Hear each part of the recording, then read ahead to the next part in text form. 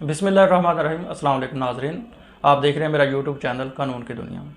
नाजरीन, 16 अक्टूबर को ज़िमनी इलेक्शन हुआ जिसमें पीटीआई 6 नशिस्तें जीत गई, 2 हार गई। उन 2 हारी हुई नशिस्तों में एक थी NA 157 मुल्तान, जहां पर इलेक्शन लड़ रही थी शाह महमूद कुरैशी साहब की बेटी मेहर बानो कुरैशी।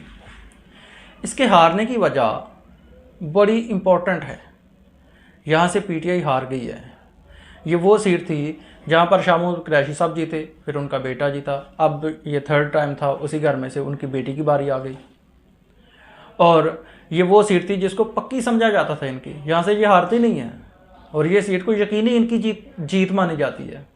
अब हुआ यूँ कि बाकी 6 नशिस्तों पर 7 नशिस्तों पर खान साहब ने इलेक्शन लड़ा। यहाँ पर खान साहब ने तो नहीं लड़ा, लेकिन एक ख़ानदान की बेटी आ गई। मोरूसी जो सियासत का एक अंसर लोगों को एक झलक नज़र आई। लोगों ने क्या किया, पीटीआई वर्कर्स ने, पीटीआई वोटर्स ने, पीटीआई सपोर्टर्स ने इसका खात्मा किया।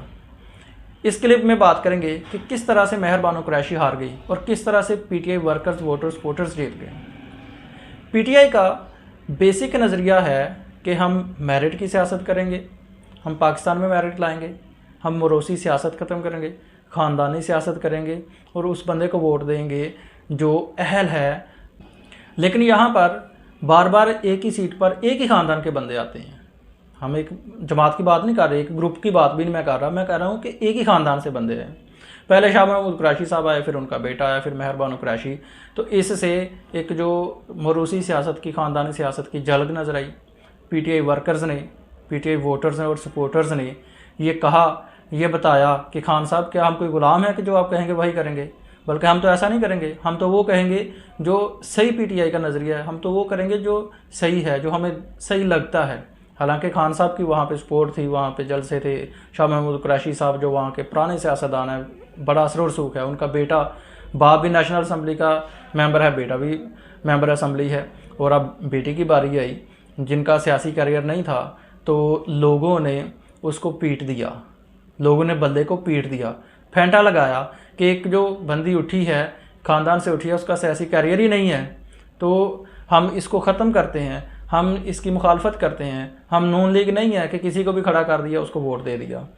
अब जो पीटीआई का असल नज़रिया था, लोगों ने उसको वोट दिया है। लोगों ने कहा कि जी ठीक है, ये मोरूसी सियासत ख़त्म करेंगे, हमने पीटीआई को वोट नहीं देना। इस तरह से पीटीआई के वर्कर्स की और पीटीआई के नज़रिए की असल में जीत हुई 157 में।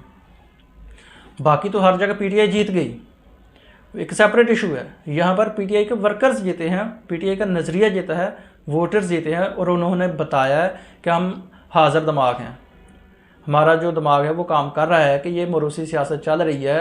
एक वो बंदी जिसका पॉलिटिकल कैरियर ही नहीं है, उसको उठा के ला के मेंबर असम्बली बनाया जा रहा है, उसको लॉन्च किया जा रहा है, हम इसके ख़िलाफ़ हैं।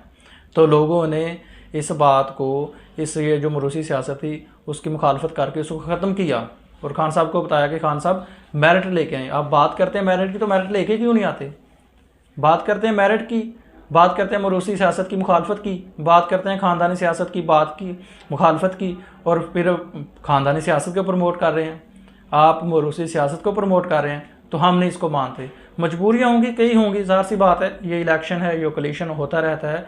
लेकिन वोटर्स ने और सपोर्टर्स ने, वर्कर्स ने इसकी मुखालफत करके ये बता दिया है कि जो पीटीआई के वोटर सपोर्टर्स हैं वो मेरिट पर यकीन रखते हैं और पीटीआई के नज़रिया पर यकीन रखते हैं, ना कि खान साहब पर और ना ही शाह महमूद कुरैशी साहब पर और ना ही किसी पर्सनैलिटी पर, बल्कि जो लोगों का एतमाद है वो नज़रिया पर है, जो लोगों का एतमाद है वो बयानिया पर है, जो लोगों का एतमाद है वो पीटीआई की सियासत पर है, किसी पर्सनैलिटी की सियासत पर।